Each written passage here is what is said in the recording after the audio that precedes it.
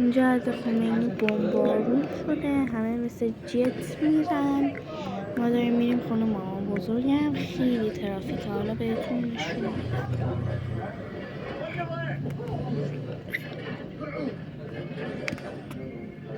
اینجا همه دارن مثل جت میرن. حالا ویدیو بعدی رو نگاه کنید، همه دارن مثل جت میرن. ماشینا انگار موشک دنبالشونه. به خدا نگاه کنین، خیابون ما اصلا اینقدر شلوغ نبوده تا حالا.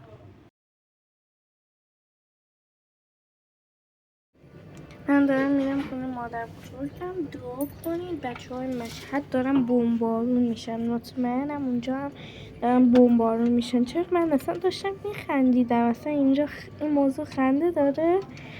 وای بچه اینجا هم که حاضر شده بودم، حاضر بودم و الان کیفم جمع کرده بودم، همه چی جمع بود. اینجا هم از خونه اومدیم بیرون و اینا.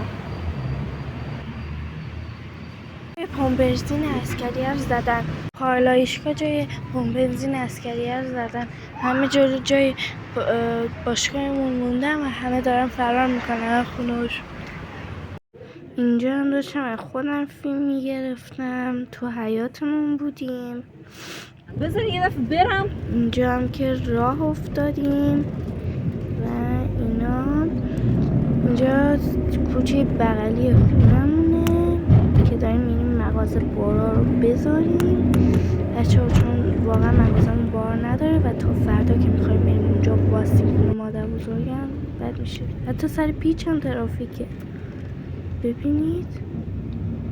حالا بیشتر میگیرم، اینجا کم ترافیکه. ببینید اینجا اصلا هم میرفتن ترمز میگرفتن، اینجا هم که تصادف شده، ماشیناشون خراب شدن. خیلی بد بود بچه ها، خیلی بد بود واقعا. بعد دیشب الانم دیگه نزدیک خونه مادر بزرگمیم و داریم میرسیم و الهی شکر میکنیم که اینجا فردای اون روز علی خمینی رو هنوز دارن میزنن. اینجا رو مثل چی دارن میزنن و ما واقعا ترسیدیم و همه باغامون هم فروخته شده و نمیدونیم کجا بریم که نزنن. با ویدیو دیگه با من، خداحافظ.